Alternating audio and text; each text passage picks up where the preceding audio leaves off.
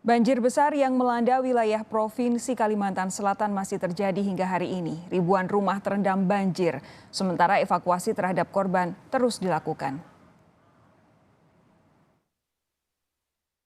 Banjir melanda di sejumlah kabupaten kota di Kalimantan Selatan. Di kota Banjarmasin hingga saat ini banjir masih menggenang.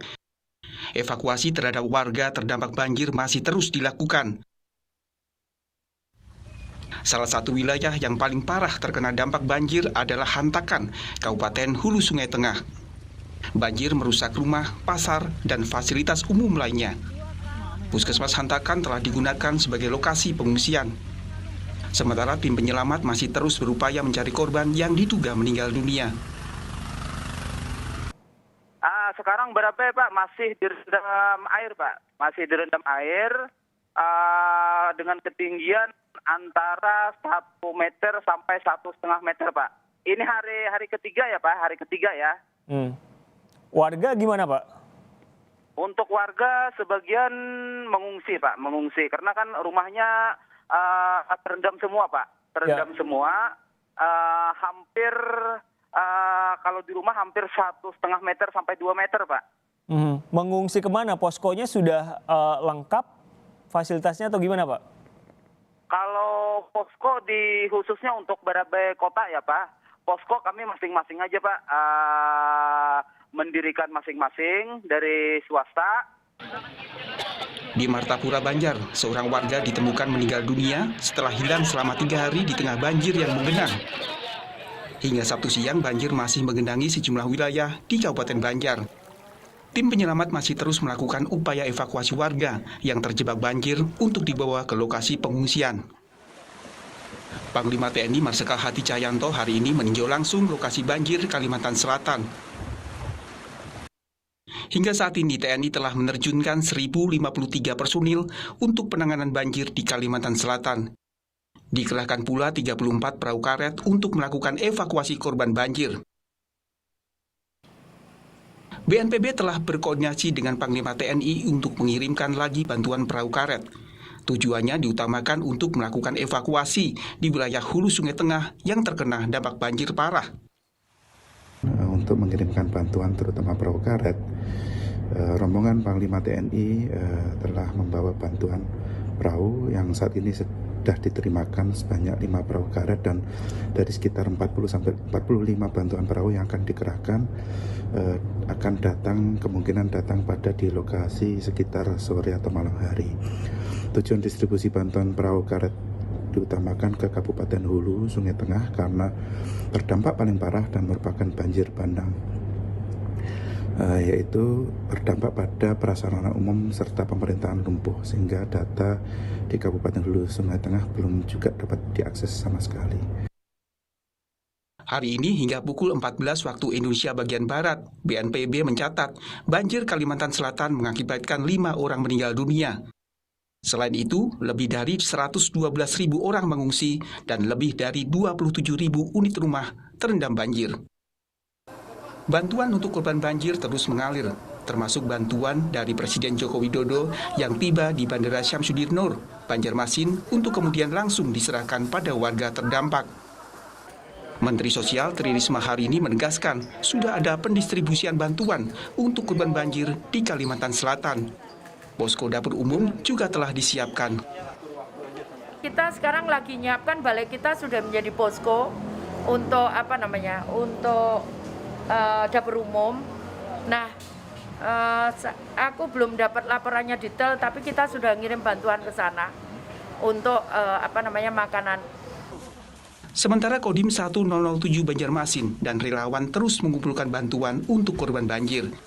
Bantuan dikumpulkan di Makodim untuk selanjutnya diserahkan pada warga terdampak banjir. Tim Liputan Kompas TV.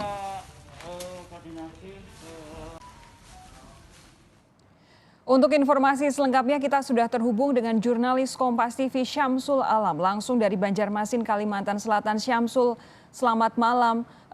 Kondisi di sana saat ini yang bisa Anda laporkan seperti apa? Baik Sofi dan juga saudara, jika kita melihat bahwa kondisi banjir di Kalimantan Selatan pada umumnya memang masih belum teratasi sepenuhnya ataupun belum surut sepenuhnya. Tapi jika kami tadi baru saja melakukan penelusuran di kota Banjarmasin, Kalimantan Selatan, yang menjadi ibu kota Kalimantan Selatan, rata-rata ketinggian air justru jauh menurun. Jika pagi tadi beberapa daerah di kota Banjarmasin, di bagian Banjarmasin Utara, Banjarmasin Timur, dan juga Banjarmasin Barat masih tergenang. Namun di malam hari ini tampaknya air cukup surut ataupun cukup turun. Tadi kami juga melakukan penelusuran di Banjarmasin Barat dan juga di Banjarmasin Utara. Tampaknya lebih cenderung pada kering karena air sepertinya bergeser ke arah timur atau surut sementara. Namun berdasarkan pengalaman kami beberapa hari memantau bahwa banjir di kota Banjarmasin ini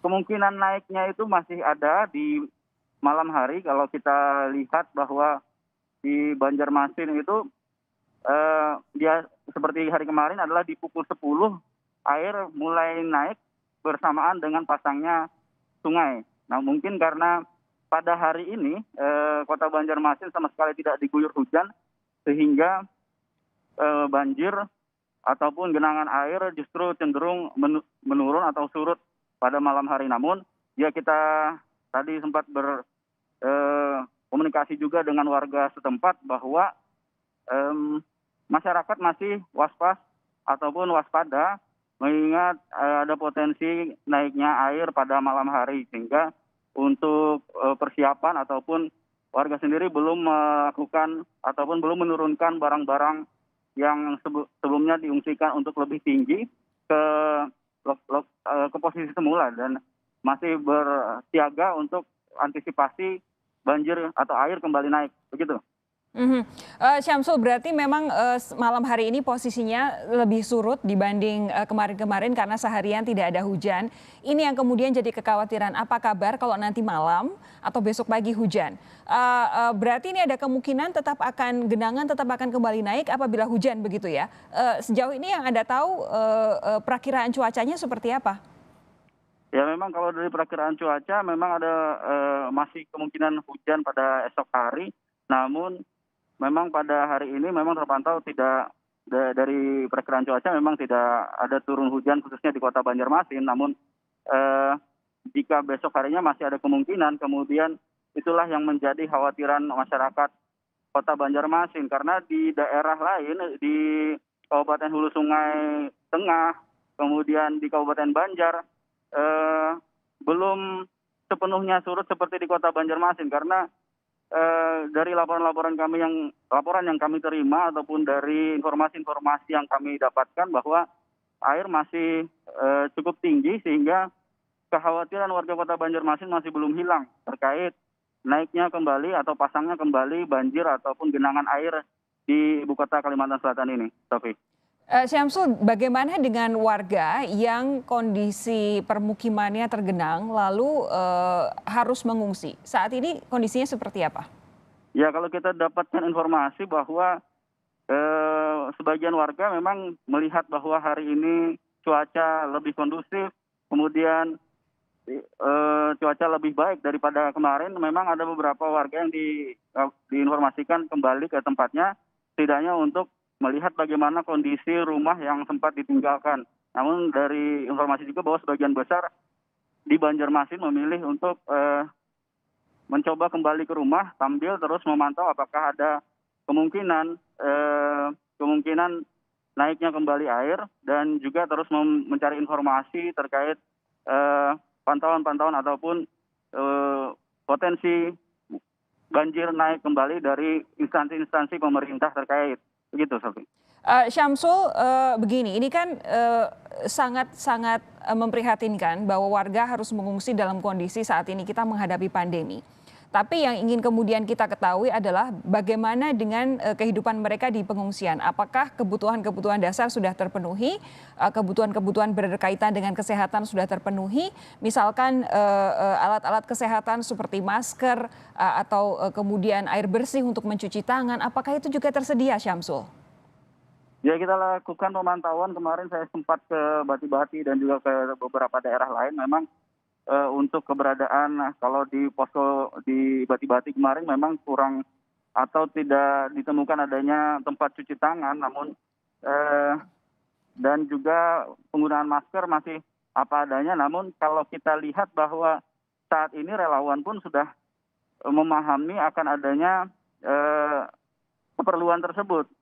Jadi tadi kami juga mengikuti pergerakan relawan untuk pembagian masker dan juga untuk mengingatkan kembali bahwa protokol kesehatan tetap dilaksanakan. Begitupun pemerintah daerah seperti di Kota Banjarmasin juga terus mengimbau untuk tetap menerapkan protokol kesehatan kendati di dalam masa sulit di musibah banjir. Namun tentunya mengingat bahwa juga Kota Banjarmasin masih melakukan pembatasan kegiatan masyarakat, petugas juga masih melakukan pemantauan terhadap penerapan protokol kesehatan. Kalau di lokasi banjir memang sepertinya tidak seketat yang diterapkan di tempat umum gitu.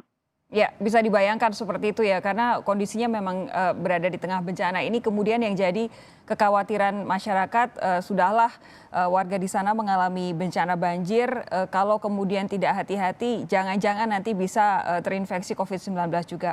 Syamsul Alam, terima kasih atas laporan Anda. Kami nantikan laporan-laporan selanjutnya. Pastikan Anda baik-baik saja di sana. Terima kasih sekali lagi laporan langsung dari Banjarmasin, Kalimantan Selatan.